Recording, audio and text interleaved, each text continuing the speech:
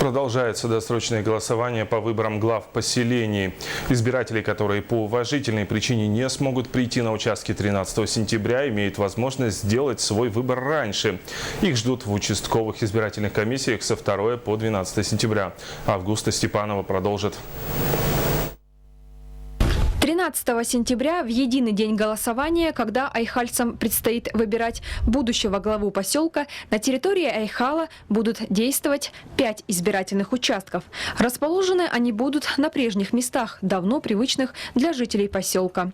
В избиркоме на должность главы поселения зарегистрировано 2 кандидата. Всюду на территории поселка можно наблюдать агитационные листы с предвыборной программой избранников. В этом году проведена очень большая работа по сверке списков. И поэтому я очень надеюсь, что списки избирателей в этом году на 90% составлены просто идеально.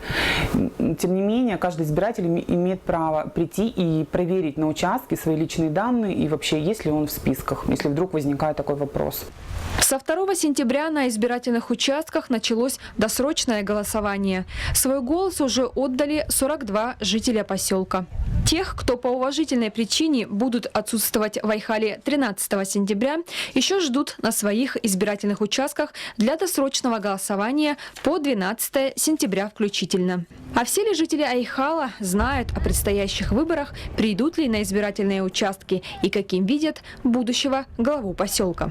Хочется, чтобы жителям поселка жилось комфортно в своем поселке.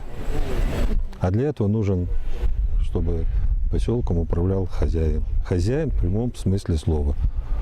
Как хозяин вы в своей квартире, как и я, да, мусор не бросаем, то есть следим за порядком.